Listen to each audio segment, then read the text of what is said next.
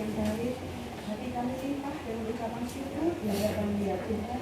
Sebab pagi hari ini Tuhan, Engkau memilih setiap kami untuk datang di ruangan doa ini Tuhan. Untuk kami bersama-sama mendengarkan firman kebenaran-Mu. Kami tahu Tuhan bahwa keadaan dunia Tuhan itu keadaan yang sementara dan itu tidak penting di hadapan Tuhan.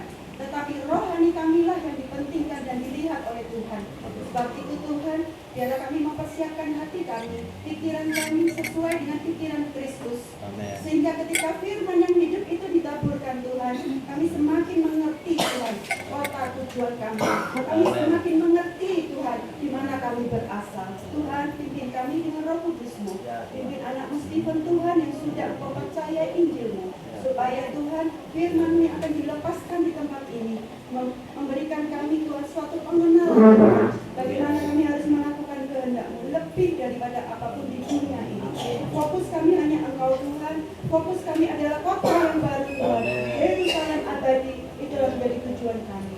Berbicaralah ya Tuhan, kami siap diberkati oleh kebenaran firman-Mu. Haleluya. Amin. Shalom. Wih, hari ini kelihatannya sehat-sehat semua ya. Cantik-cantik semua. Ya. Siapa yang merasa dirinya jelek? Ya, coba. Siapa yang merasa dirinya, wah aku kok elek nemen ya? Aku kok, ya coba. Siapa yang merasa nasibnya buruk? Hah? Siapa hari ini di sini yang merasa nasibku kok jelek banget ya? Nggak ada? Wah, puji Tuhan. Sungguh loh ya. Puji Tuhan. Tadi ada lagu Kota Surgawi. Di sana nggak ada kematian, nggak ada tangis, nggak ada air mata, nggak ada kesedihan. Siapa yang mau berangkat ke sana? Siapa yang mau berangkat? Semua mau, puji Tuhan ya. Bisa. Puji Tuhan ya. Kita kepingin loh kota itu, tapi banyak orang menghindari hari ini. Saya sungguh hari ini ya terberkati juga. Ketika saya tanyakan, ada yang merasa nasib buruk nggak? Saudara katakan nggak ada. Ada yang merasa nasibnya susah nggak? Saudara katakan nggak ada. Sehingga susah dan ini biasa. Nasib kita itu sangat baik hari ini. Kenapa baik? Saudara mau nggak tidak pernah dilahirkan? Mau nggak hari ini? Nggak usah dilahirkan aku. Nggak bisa kan? Saudara ini orang-orang yang paling beruntung. Kenapa begitu? Karena saudara sudah lahir di dunia. Ya. Kenapa kok sampai beruntung? Iya. Karena orang yang lahir punya kesempatan untuk hidup selama-lamanya. Kalau orang nggak pernah lahir, nggak pernah punya kesempatan. Kalau cuma nasib di dunia ini biasa. Ya. Biasa. Nih saya kasih ayatnya ya. Pengkhotbah 9 ayat 2. Semua orang itu sama nasibnya. Ya. Pengkhotbah 9 ayat 2. Segala sesuatu sama bagi sekalian. Nasib orang sama. Baik orang benar maupun orang yang fasik, orang yang baik maupun orang yang jahat, orang yang tahir maupun orang yang najis, orang yang mempersembahkan korban maupun yang tidak mempersembahkan korban, sebagaimana orang baik, begitu pula orang yang berdosa. Sebagaimana orang yang bersumpah, begitu pula orang yang takut untuk bersumpah. Semuanya sama. Sampai dikatakan begini, inilah celaka dalam segala sesuatu yang terjadi di bawah matahari. Nasib semua orang sama. Ya.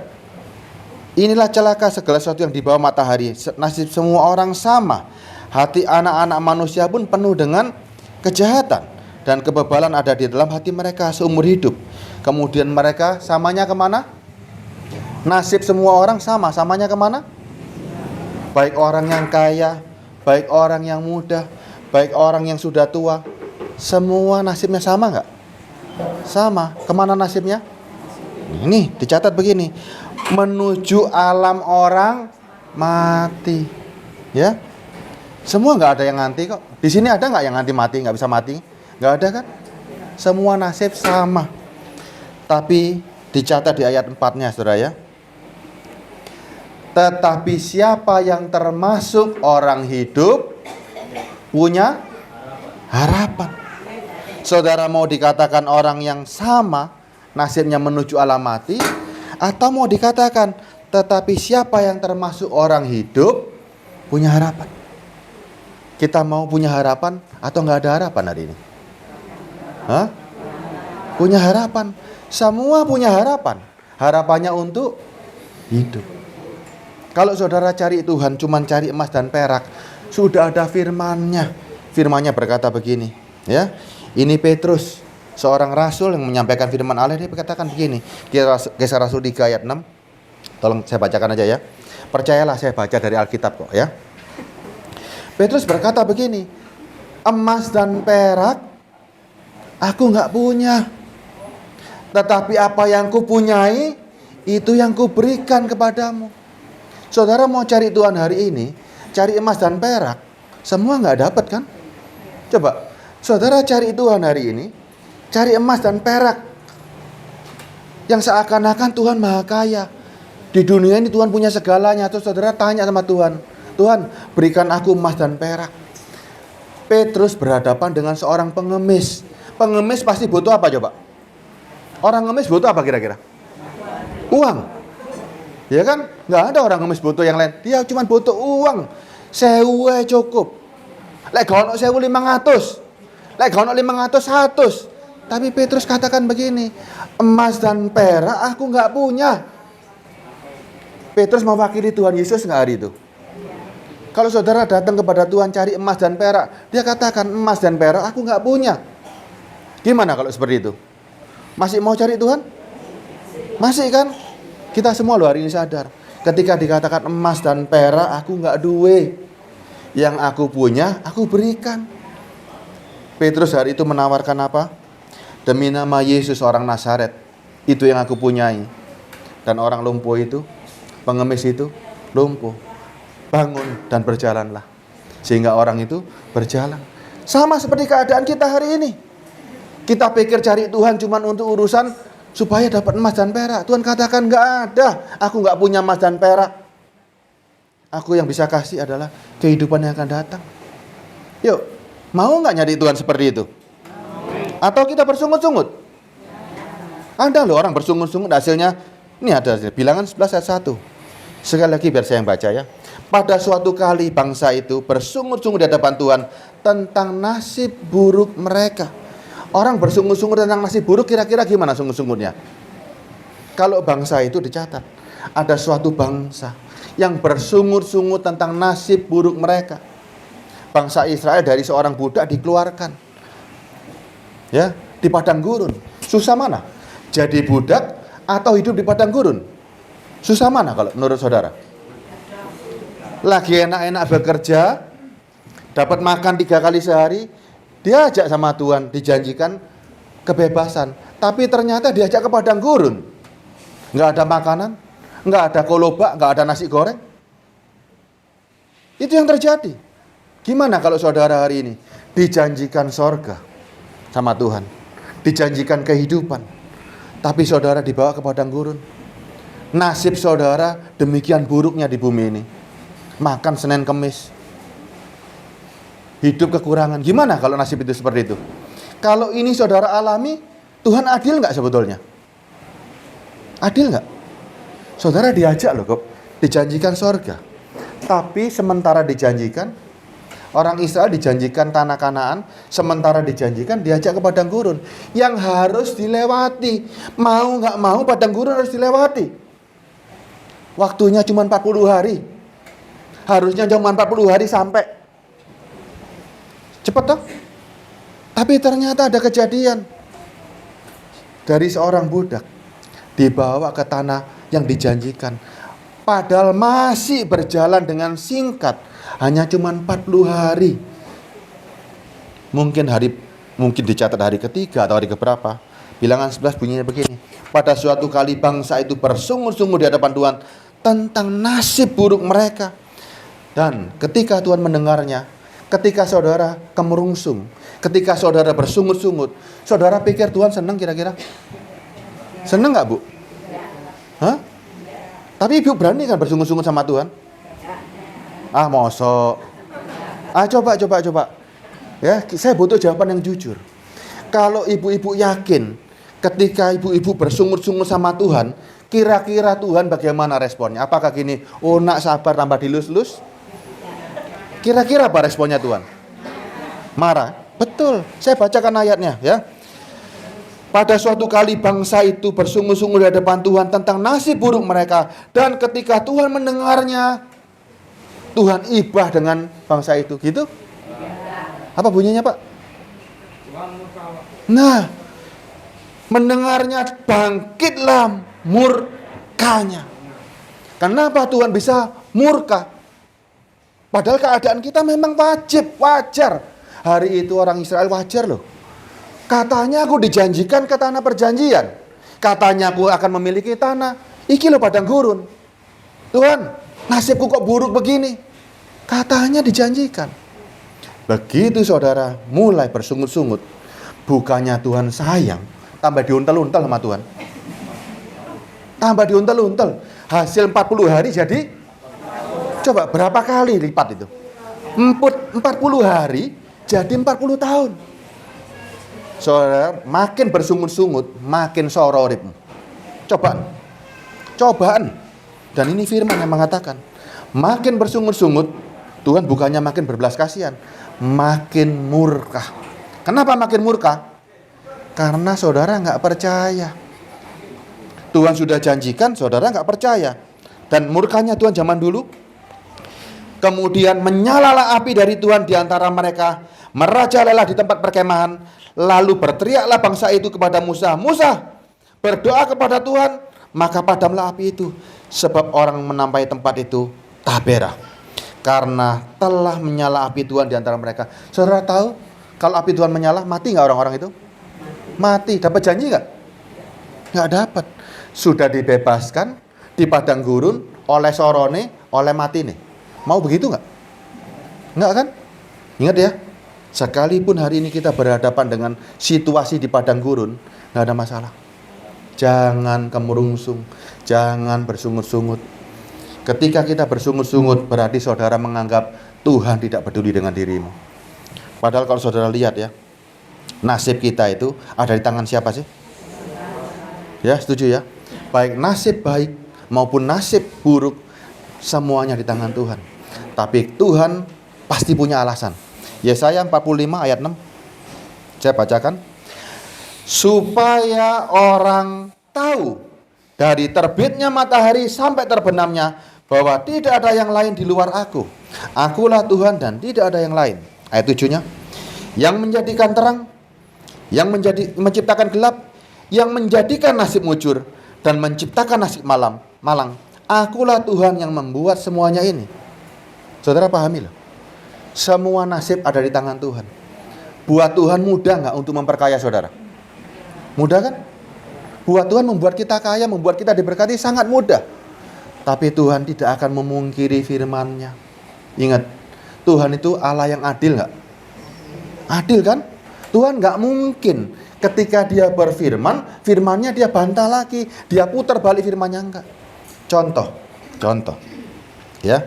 Kejadian 3. Ketika manusia tidak taat kepada perintahnya, terutama ibu-ibu, ya, ibu-ibu suka nggak taat sama perintahnya Tuhan. Kenapa? Karena suka melihat sing api-api. Ya, ibu-ibu lihat buah di surga itu buahnya banyak. Ada mangga, apel, sembarang kali ada. Loh kok milih buah yang nggak boleh dimakan? Padahal bukannya buah itu nggak boleh dimakan, belum waktunya. Kalau buah itu buah yang tidak baik, dia tidak mungkin ada di surga. Buah itu baik, cuman belum waktunya, belum cukup umur, atau buahnya belum matang, ojo dipangan dhisik, pahit rasanya. Apa akibatnya ketika Hawa makan pohon itu? Apa akibatnya? Ibu-ibu kan suka rayuan kan? Dirayu Bang Titil wis katut. Ditawari kelambi-kelambi kredit bayar meneh, katut nggak? Coba Bapak, ada yang ibu-ibu katutan nggak? Ditawari kelambi bayar seminggu mana? Padahal kelambine ono. Tuku nggak kira-kira? Tuku kan? Beli kan? Karena dia mikir bayarnya utang. Engko lek ditagih iso mlayu. Kan gitu. Alasannya gampang. Engko lek ditagih njaluk bojone atau ndelik. Ya kan? Ibu-ibu itu paling gampang kan. Memang dari dulu Hawa yang digoda, ya. Laki-laki nggak digoda. Laki-laki misalnya ono orang nawari kredit, moh lek iso gratis. Itu laki-laki. Kalau ibu-ibu enggak, kongon ngutang lah paling seneng. Mudah-mudahan di sini nggak ada yang suka utang ya. Ada yang suka utang? Banyak. Aduh, bertobatlah ya. Bertobatlah ya. Kejadian 3 ayat 17. Dia bilang begini, Tuhan nggak mungkin rubah firman-Nya. Hawa waktu itu, apa firman-Nya Tuhan kepada Hawa? Karena engkau memakan buah itu, ya. Seharusnya manusia itu kalau lahir nggak sakit, ya. Tapi karena melanggar, ayat 16, firman-Nya kepada perempuan itu, susah payahmu waktu mengandung akan kubuat sangat banyak. Dengan kesakitan kau akan melahirkan anakmu. Firman ini bisa dirubah sama Tuhan nggak? Ada nggak hari ini ibu-ibu di sini yang waktu melahirkan anak sampai ketawa-ketawa? Ada nggak? Nggak ada kan? Berarti Tuhan itu kalau sudah berfirman, dia nggak akan rubah firman itu. Ya, nggak akan rubah firman itu. Laki-laki juga sama. Karena kesalahan perempuan, kita soroh semua hari ini, Pak. Coba perempuan hari itu nggak makan, nggak ngikut-ngikut. Kita juga salah hari itu. Karena dengarkan omongannya istri, jadinya lihat coba. Lalu firman-Nya kepada manusia itu, karena engkau mendengarkan perkataan istrimu, ya, dan memakan buah dari pohon yang telah kuperintahkan kepadamu, jangan mangan, maka terkutuklah tanah karena engkau. Bumi ini terkutuk hanya gara-gara kita gitu loh. Dengarkan siapa? Dengarkan omongannya bojo apa meneh ku salah meneh. Ya. Terus lihat akibatnya. Dengan susah payah engkau akan mencari rezekimu dari tanah seumur hidupmu. Laki-laki hari ini kerja keras gara-gara nuruti bojo. Betul nggak? Betul nggak? Kita laki-laki kerja hari ini gara-gara siapa hari ini? Gara-gara bojo. Coba kalau dia bojo, kan enak kan? Iki loh gara-gara wedok. Coba bayangkan, karena saudara di sini, untung banyak perempuannya Pak ya. Jadi kita bisa ngomong ya, gara-gara kawan KB iki loh. Kita sekarang ini susah. Bumi ini terkutuk gara-gara perempuan. Gara-gara nguruk omonganmu. Ya, wong Tuhan wis ngomong, jangan makan. Sing wedok ngomong, gak apa-apa iki enak. Terus kita nurut. Ini akibatnya, ya. Kesalahan Adam kena kita semua hari ini. Kaum laki-laki semuanya kena akibatnya. Makanya yang namanya dosa Adam berakibat ke kita. Bahwa tanah ini, bumi terkutuk gara-gara kita. Dengan bersusah payah engkau akan mencari rezeki dari tanah seumur hidupmu. Makanya laki-laki akhirnya kan dijadikan sapi perahan kan. Ibu yang nyicil kita yang bayar kan. Ibu yang beli kita yang nyicil yang bayar. Ya kan? Jangan salah. Maka gara-gara ini loh Pak. Ini loh akibatnya. Akibatnya. Dan akibatnya apa? Semak, duri, dan rumput akan dihasilkan bagimu. Coba kita kerja cuma hasilnya apa? Semak, duri, dan rumput. Ya, padang dan tumbuhan di padang akan menjadi pangananmu. Gara-gara kon, Mbak, biyen Mbak. Gara-gara kon, Bu, kene wuro mangane buah-buahan di surga. Saiki mangane, coba semak, duri. Mangannya cuma rumput-rumput gara-gara kon. 19-nya, dengan berpeluh engkau akan mencari makananmu sampai engkau kembali menjadi tanah, karena disitulah engkau diambil, sebab engkau debu akan kembali menjadi debu. Ini nasib yang diterima. Bisa dirubah nggak sama Tuhan? Nggak bisa. Makanya semua orang harus bekerja siang malam. Ada yang malas, ada yang nggak. Semuanya sama. Orang rajin pasti dapat duit, orang malas bisa nggak dapat. Semua nasib orang sama di bawah matahari ini. Ikut Tuhan, nggak ikut Tuhan, kalau dia rajin pasti bisa makan, pasti bisa hidup, pasti bisa beli mobil. Makanya Tuhan nggak mau menjanjikan hal yang sama. Dia katakan emas dan perak aku nggak punya, tapi aku punya Yesus, orang Nazaret. Demi nama Yesus, nama itu punya kuasa. Kalau kita yakin Tuhan hari ini adil, kita yakin kan nasib hari ini baik, nasib buruk, baik nasib jelek, semuanya sebetulnya itu nasib sangat baik. Kita begitu dilahirkan itu saudara, tahu nggak? Di antara kekosongan, saudara dipilih loh. Biar ibu ini dipilih loh, biar ibu ini dipilih loh. Biar ibu ini berharga nggak di mata Tuhan? Ibu berharga nggak? Kalau manusia nggak memandang nggak masalah Bu. Kalau Tuhan memandang ibu lahir, itu Tuhan sudah memilih di antara kekosongan. Ibu bisa lahir itu bersyukur nggak hari ini? Walaupun keadaan menderita, bersyukur nggak? Bersyukur. Bersyukur. Nasi enak nggak, Bu? Enak toh? Nasi loh dimakan masih enak. Masih bisa melihat orang kan? Enak toh, Bu? Ibu mau milih yang di rumah sakit? Enggak kan? Semua nasib enak, sudahlah. Semua nasib itu enak kalau kita memandang dari mata Tuhan. Hari ini cara pandang kita jangan ikuti mata dunia. Dunia matanya melihat cuman kepada emas perak yang ada di dunia ini. Tapi Tuhan janjikan sesuatu yang lain. Tuhan janjikan sesuatu yang lain. Ya, apa yang Dia janjikan hari ini? Dia janjikan begini. Mazmur 24 ayat 9. Mazmur 24 ayat 9. Dia janjinya cuma begini. Dialah orang yang menerima berkat dari Tuhan dan keadilan dari Allah yang menyelamatkan dia. Saudara mau jadi orang seperti ini? Dialah yang akan menerima berkat dari Tuhan. Mazmur 24 ayat 9. Ya. Mazmur 24 ayat 5. Sorry, maaf ya. Karena kena berpeluh tadi loh Pak, jadi nggak kelihatan. Oke. Mazmur 24 ayat 5. Oke. Ya. Saya bacakan ya. Dialah yang akan menerima berkat dari Tuhan dan keadilan dari Allah yang menyelamatkan dia. Saudara mau dikatakan sampai masuk dalam firman ini, saudara yang akan menerima berkat dari Tuhan. Mau? Mau? Ada syaratnya. Ada syaratnya. Apa syaratnya? Ayat 4. Coba bacakan ayat 4. Bapak ini mau kan Pak? Bacakan dengan keras Pak. Kalau mau menerima berkat dari Tuhan, ada syaratnya. Ayat 4-nya. Orang yang bersih tangannya dan murni hatinya. Orang yang bersih tangannya dan murni hatinya. Coba tangannya dibau. Tangannya dibau dulu. Bau apa coba? Hah? Bau apa tangan kita? Kalau bau jasmani nggak ada masalah. Tapi kalau tangan ini berbau, ya, tangan rohani kita berbau, niat hati kita nggak baik, nggak bisa kita menerima apa-apa. Orang nggak bisa cium tangan kita mampu apa enggak. Tapi kalau cuma bau bawang, bau ini biasa, orang bisa tahu. Tapi orang yang bersih tangannya, yang dalam hidupnya, tangan ini tidak pernah berbuat dosa.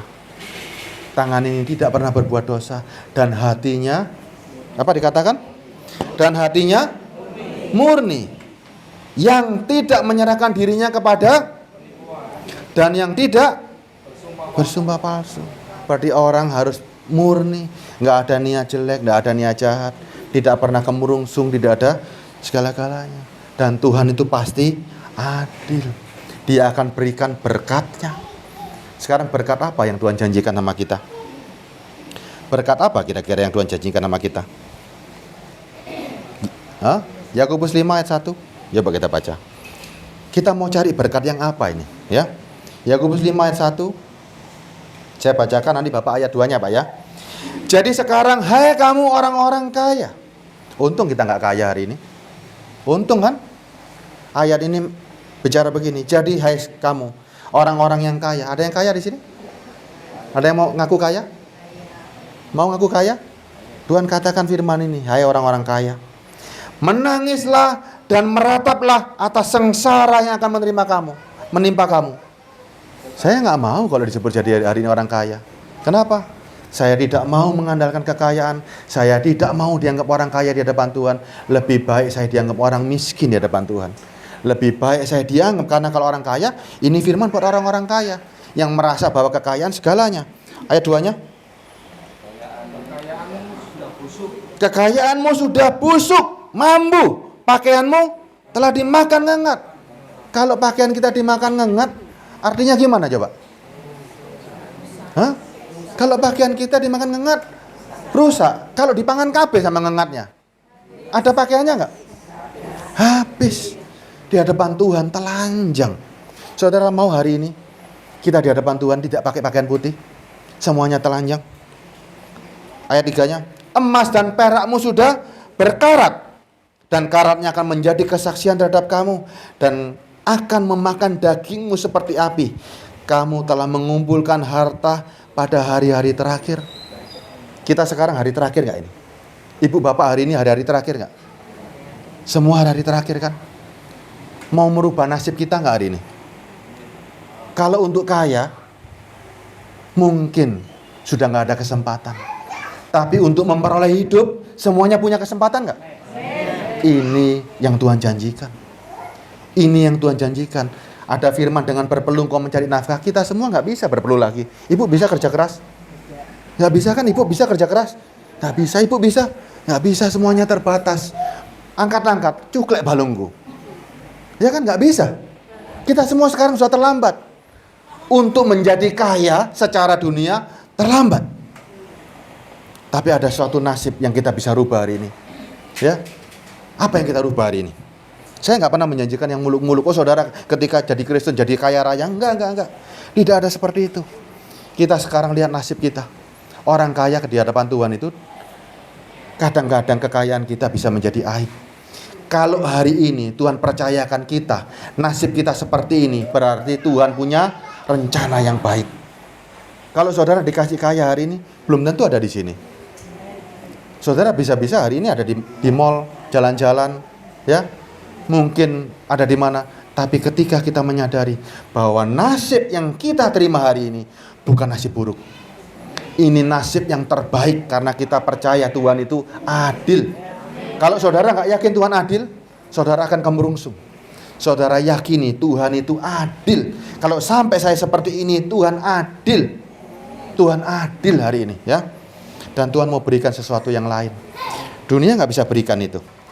Dunia tidak akan pernah bisa berikan apa yang Tuhan berikan. Ya. Kalau orang kaya disuruh nangis, kita disuruh bersorak-sorai hari ini. 1 Petrus 1 ayat 4. Apa yang dia janjikan? Ya. 1 Petrus 1 ayat 4. Untuk menerima suatu bagian yang tidak dapat binasa, yang tidak dapat cemar, yang tidak dapat layu, yang tersimpan di sorga bagi kamu. Saudara semua punya kesempatan loh. Harta yang seperti ini loh, menerima suatu bagian yang gak bisa binasa, yang tidak dapat cemar, yang tidak dapat layu, yang tersimpan di sorga. Kita di sini hidup ini hari-hari ini terasa gak enak kan sebelumnya kan? Lagu tadi, di sana tidak ada air mata, di sana tidak ada kesedihan, di sana tidak ada duka cita, di sana tidak ada kematian. Enak kan? Ayo kejar kota itu. Saudara harus rindu asal saudara. Kalau ada kota yang demikian enaknya di sini. Bu Eta dari Ambon, rindu pulang ke Ambon nggak Bu? Rindu kan? Pak Joni dari Tobelo, rindu pulang ke Tobelo kan? Rindu masa kecil kita. Hari ini saudara sudah dinyatakan oleh Tuhan. Kota asalmu bukan dari sini. Kota asalmu dari sorga. Ini loh. Tuhan nggak bisa rubah firman-Nya di sini. Yang Dia mau janjikan di sorga nanti. Semua firman berlaku khusus untuk kita. Dan keadaannya berbeda. Berbeda. Kita nggak usah kerja keras lagi Pak. Kita nggak usah susah payah lagi. Yang ibu-ibu nggak usah ke bank tetel lagi. Semuanya enak di sana. Cari kota itu, cari kota itu. Makanya kita hidup hari ini. Nggak apa-apa. Nasibku seperti ini tidak apa-apa. Tuhan Maha Adil. Kalau Dia berikan saya di sini supaya saya bisa merasakan nanti kota sorgawi itu betul-betul pembebasan kita. Kota ini yang kita kejar dari hari ke hari. Ibu mimpi, kota itu kapan aku dapat?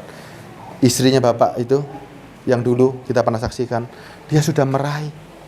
Kita kalah hari ini.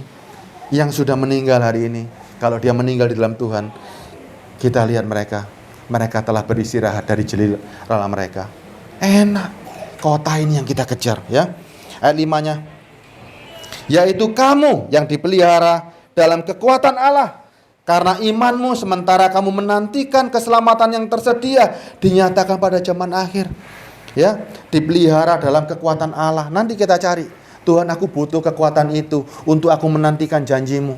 Beri aku kekuatan itu supaya aku sampai kepada janjimu itu. Tanpa kekuatan itu gak sanggup aku. Ya. Nanti ayat 6-nya coba. Bergembiralah akan hal itu, sekalipun sekarang ini seketika harus berduka cita oleh berbagai-bagai pencobaan. Gak ada masalah. Bergembiralah. Maksud semuanya itu ialah ini loh, untuk membuktikan kemurnian imanmu yang jauh lebih tinggi nilainya daripada emas yang fana. Ini loh kita loh, cuman ujian tok. Saudara mau cari emas yang fana atau cari emas surgawi? Ini buktinya sekarang. Ini pembuktiannya kita. Tinggal sekian tahun tok loh. Tinggal 1 tahun, tinggal setengah bulan, tinggal 1 bulan, ada yang tinggal 10 tahun, ada yang tinggal 5 tahun. Ayo kejar ini semua, ya. Bergembira akan hal itu sekalipun sekarang ini seketika kita berduka cita oleh berbagai-bagai pencobaan. Ya harus bayar cicilan, harus bayar ini, nggak apa-apa. Atasi ini sekarang, tapi jangan utang lagi. Atasi ini nih, ya. Maksud semuanya itu untuk membuktikan kemurnian imanmu, bahwa kita ini mau cari yang mana hari ini? Mau cari yang di sini atau yang di surga? Kemudian yang jauh lebih tinggi nilainya daripada emas yang fana. Emas yang fana itu emas yang bisa dilihat. Ada yang pakai anting-anting? Ibu ini pakai anting-anting. Ibu mau cari emas yang di anting-anting ini atau emas di surga? Coba. Emas di surga. Kita semua nggak punya emas hari ini. Emas yang di sini kita belinya terbatas. Yang bisa beli cuma orang-orang kaya kan? Kita nggak bisa beli kan? Tanya orang-orang kaya, tuku emas ya toko Tuhan, iso nggak? Nggak bisa. Kita punya kesempatan untuk diberikan emas itu. Bayarnya gratis, bayarnya cuma tunjukkan iman hari-hari terakhir ini. Tunjukkan iman yang nggak goyang, ya. Apa katakannya Tuhan?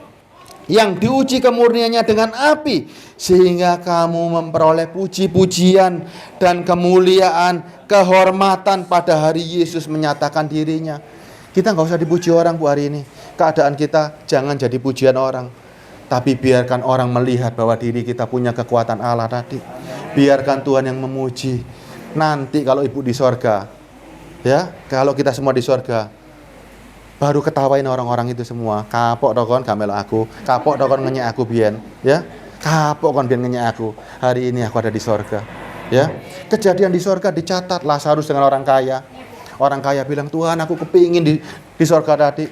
Yang Lazarus bilang, "Lazarus enak-enak dikasih makan, orang yang kaya yang di neraka susahnya sangat mati." Coba Lazarus bisa ngece-ngece, DC kapok kon. Biyen aku gak mbok kei pangan, biyen kon jatem aku. Ya kan? Keadaan kita nanti jauh lebih hebat daripada orang-orang kaya di bumi ini. Saya lanjutkan 1 Petrus 3 ayat 3. Ya.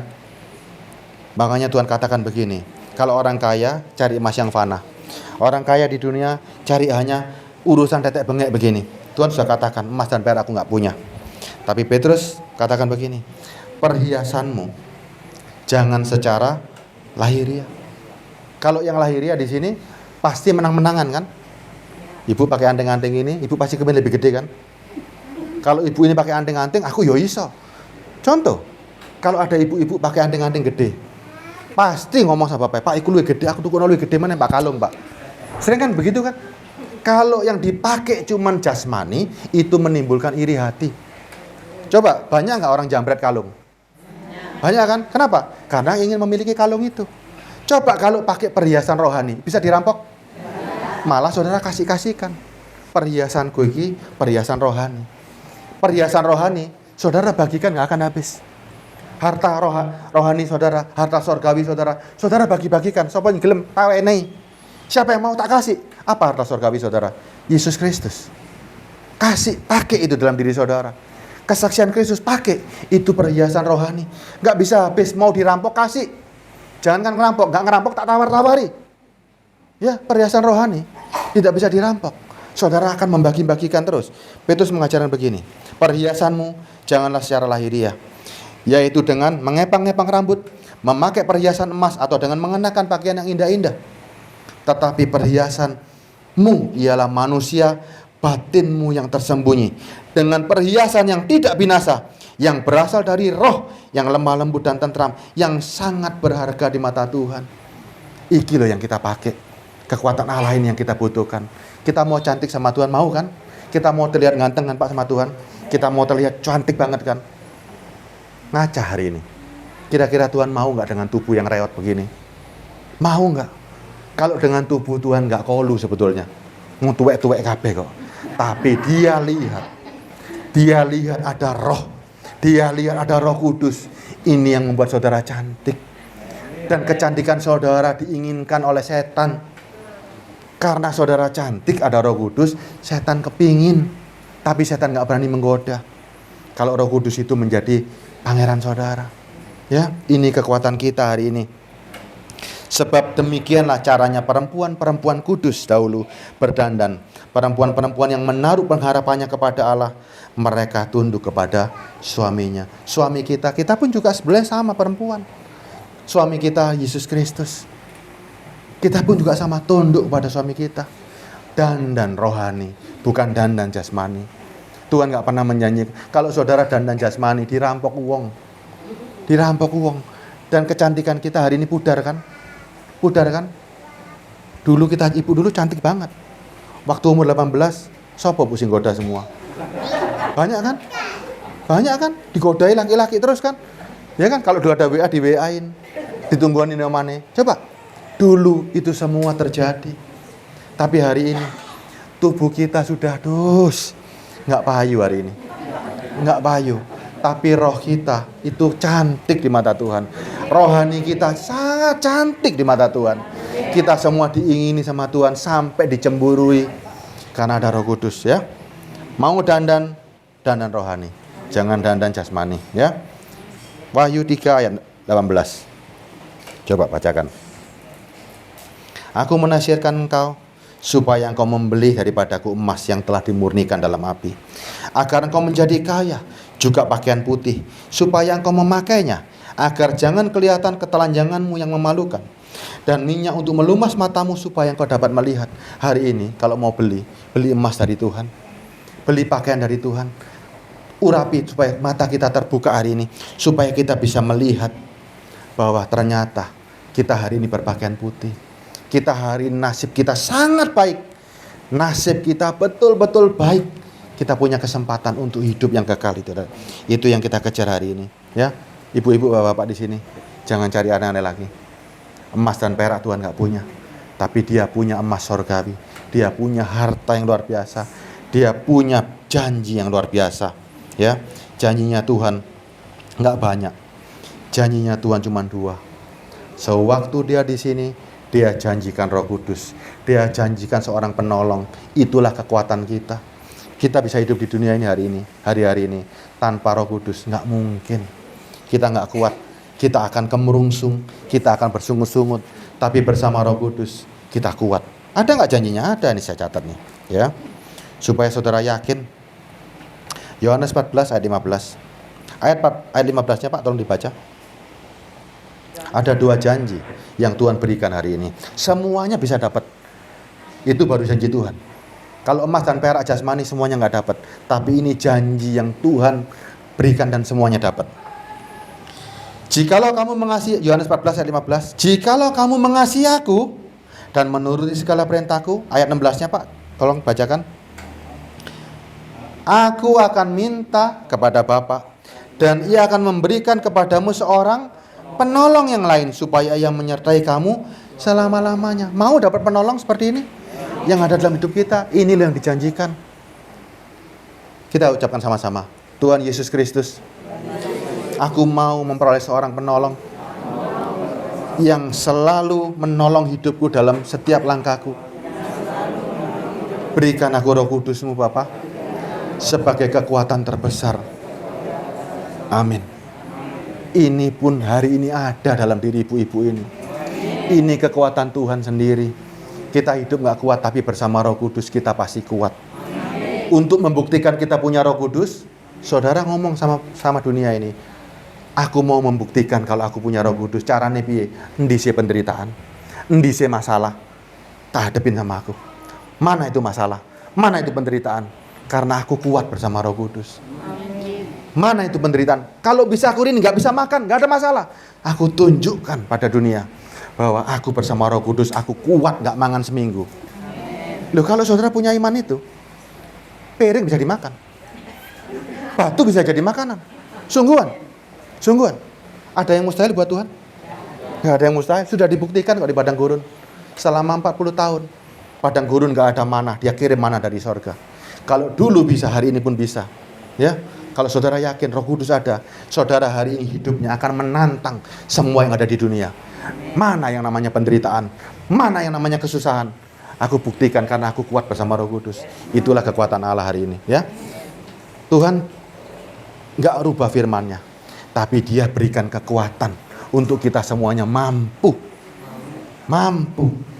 untuk menunjukkan Roh Kudus tadi, untuk menunjukkan kekuatan Tuhan tadi. Saudara berani ngomong, endi sing jenenge kesusahan, endi sing jenenge kesedihan, hadepin aku bersama Tuhan. Ya, yang kedua janjinya, Yohanes 14 ayat 1, mundur ayat 1-nya. Ya, jangan gelisah hatimu, percaya kepada Allah, percayalah juga padaku. Kita semua gelisah, kita semua bingung, tapi Tuhan katakan jangan gelisah. Kalau yang ngomong saya, jangan percaya, saya bisa berubah. Yang ngomong suamimu, jangan percaya, bisa berubah juga. Tapi ini yang ngomong Tuhan. Tuhan yang ngomong, saudara percaya nggak? Percaya kan? Dia katakan begini, jangan gelisah bu. Tuhan ngomong di telinga kita, jangan gelisah. Percayalah kepadaku. Ya, percayalah kepadaku, percayalah kepada Allah, percayalah kepadaku. Mau percaya nggak? Mau percaya nggak? Mau punya keyakinan nggak yang kuat? Dan Dia janjikan di rumah Bapakku banyak tempat tinggal. Jika tidak demikian, tentu aku mengatakan kepadamu, sebab aku pergi ke situ untuk menyiapkan tempat bagimu. Dan apabila aku telah pergi ke situ, aku telah menyediakan tempat bagimu, aku akan datang kembali dan membawa kamu ke tempatku, supaya tempat di mana aku berada, kamu pun berada. Dan kemana aku pergi, kamu tahu jalan ke situ. Firman ini bukan untuk sembarang orang. Firman ini hanya berlaku kepada orang yang mengakui Yesus Kristus sebagai Tuhan dan Juru Selamat. Saudara mau raih firman ini, mau mengaminkan firman ini, nggak ada jalan lain. Harus percaya, tidak ada jalan lain. Apa ada jalan lain? Nggak ada. Tuhan katakan, aku ini jalan, kebenaran dan hidup.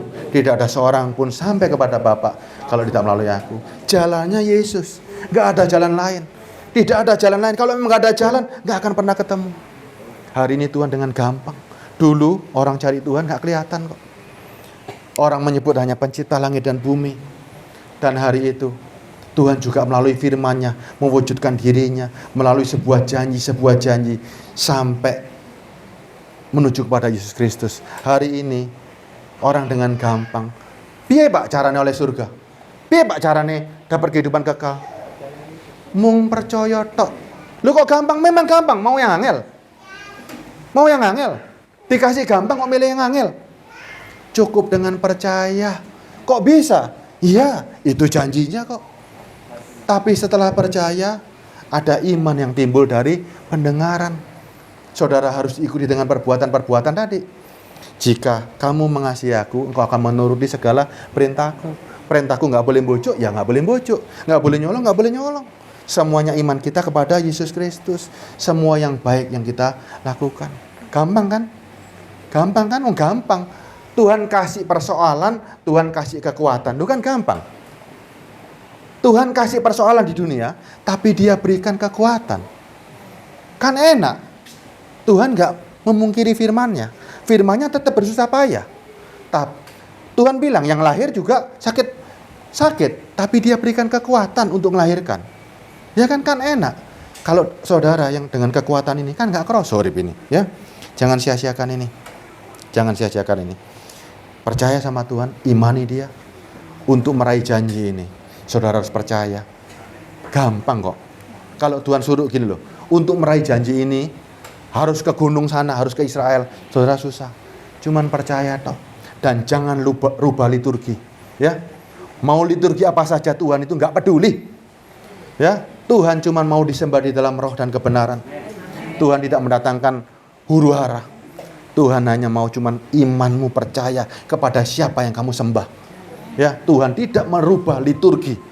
Orang Ambon liturginya bagaimana, orang Bali liturginya bagaimana. Jangan dirubah kalau itu membuat pertikaian. Tapi imanmu kepada Tuhan di dalam diri kita ini ada Roh Kudus. Ya, tunjukkan bahwa imanmu ada perubahan.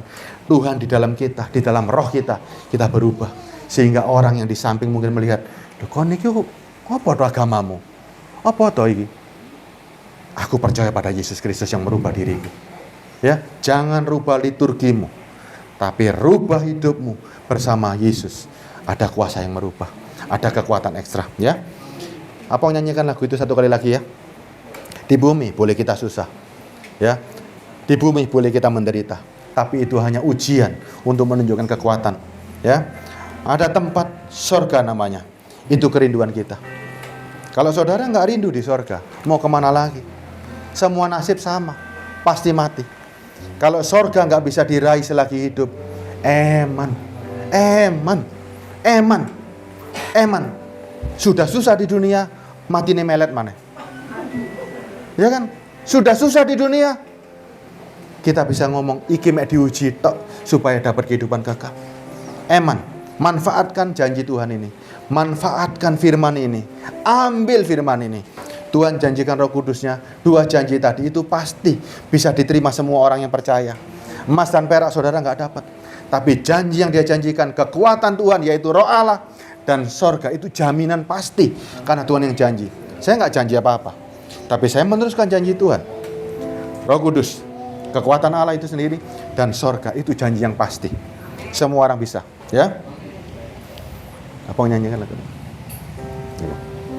Mau pakai itu ada nih. Nikmati hadirat Tuhan. Nikmati bahwa kita ini sadar siapa kita ini.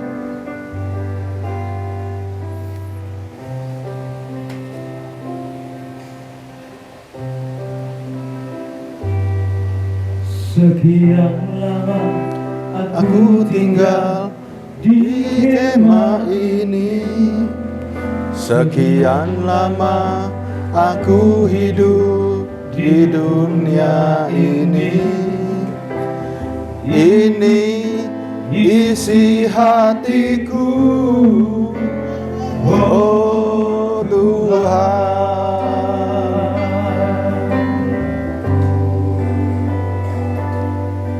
Kami rindu kota asal kami.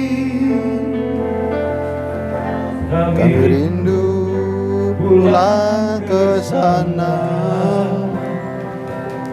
Kami rindu berkumpul denganmu Bapa.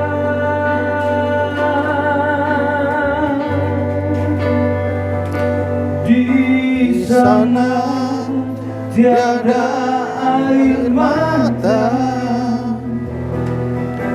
tiada kesedihan, tiada kesakitan,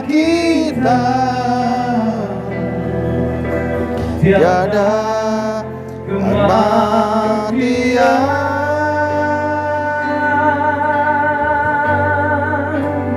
Ku menunggu janjimu untuk bawa aku pulang ke kota kemuliaan-Mu.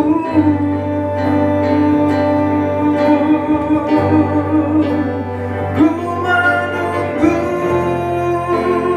pertemuan di awan-awan.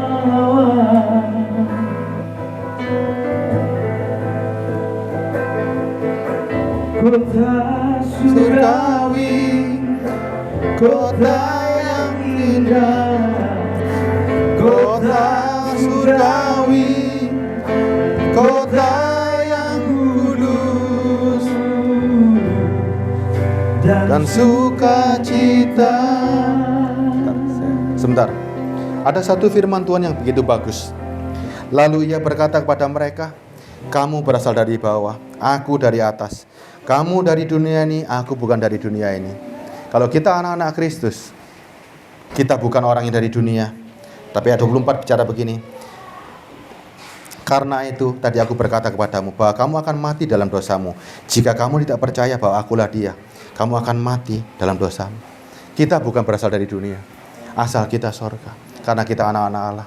Kita anak-anak manusia yang diangkat menjadi anak-anak Allah. Tawaran yang begitu hebat. Ada sebuah kota sorgawi. Ini yang kita rindukan. Ini yang akan kita raih. Ini yang akan kita kejar.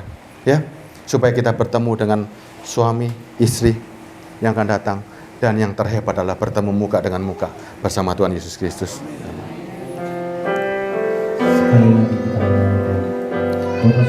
Sekian lama aku tinggal di kemah ini. Sekian lama aku tinggal di kemah ini. Sekian lama aku hidup di dunia ini. Sekian lama aku hidup di dunia. Ini isi hatiku, oh Tuhan. Ini isi hati. Kami rindu kota asal kami. Oh Tuhan.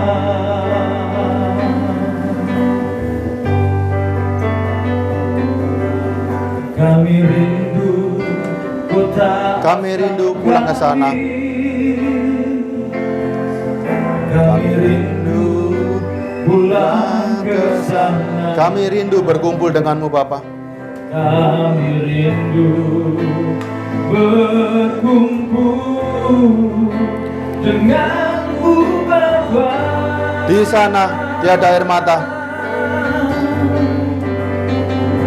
Di sana tiada air mata. Tiada kesedihan. Tiada kesedihan. Tiada kesakitan. Tiada kesakitan. Tiada kematian. Tiada kematian. Ku menunggu janjimu.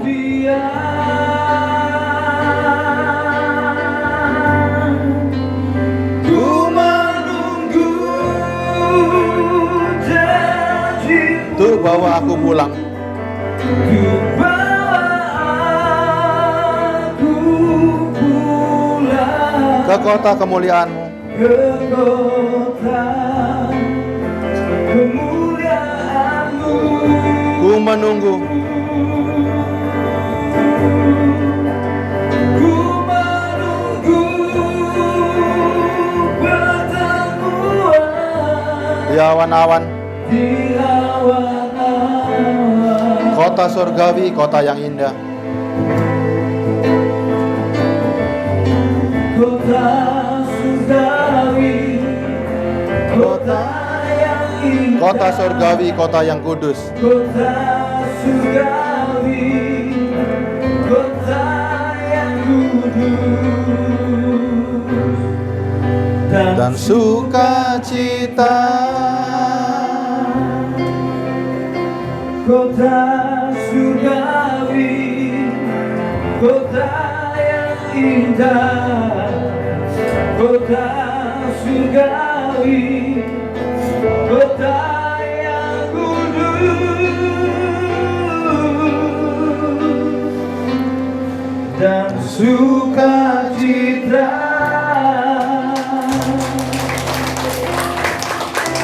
Tuhan Yesus Kristus, kami amini dan kami imani semua firman-Mu. Engkau menjanjikan sesuatu yang luar biasa ya Tuhan. Engkau berikan kami kekuatan Roh Kudus-Mu, dan Engkau berikan kami kerajaan-Mu, sebuah kota surgawi Tuhan, di mana tiada kesedihan, tiada air mata, tiada kesakitan, dan tiada kematian, hingga kami bisa bertemu muka dengan muka bersama-Mu. Bapa, terima kasih atas nasib yang Kau berikan kepada kami.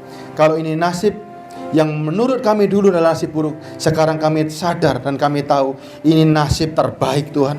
Nasib yang sangat baik ketika kami punya kesempatan untuk merasakan kota surgawi. Bapa, kami rindu dengan kota asal kami. Kami rindu dari mana asal kami. Kami rindu bertemu muka dengan Bapa kami, yaitu Engkau sendiri. Bapa, ajar kami, pimpin kami dari hari ke hari. Beri kami kekuatan yang Kau janjikan tadi. Dia diam di dalam diri kami, dan kami akan buktikan kepada dunia kami kuat bersama-Mu. Kami akan meraih kehidupan kekal kami. Kami tidak sama dengan orang-orang yang mati. Kami tidak sama. Kami akan dibangkitkan bersama-Mu. Kami akan hidup selama-lamanya bersamamu. Terima kasih Bapa atas kesempatan ini. Perhiasan rohani yang akan kami tampilkan, yang akan kami pakai untuk menunjukkan kecantikan kami. Supaya Tuhan, Engkau betul-betul tertarik bersama kami. Perhiasan jasmani tidak kami perlukan. Emas dan perak kami enggak perlu Tuhan. Yang kami perlu cuma Roh Kudus. Hidup ini berat, tapi bersama Engkau kami enggak berat. Hidup ini enggak berat karena Engkau berikan kekuatan. Dan ini bukan sembarang kekuatan, tapi Allah yang ada dalam diri kami. Orang mungkin memandang kami hanya manusia biasa.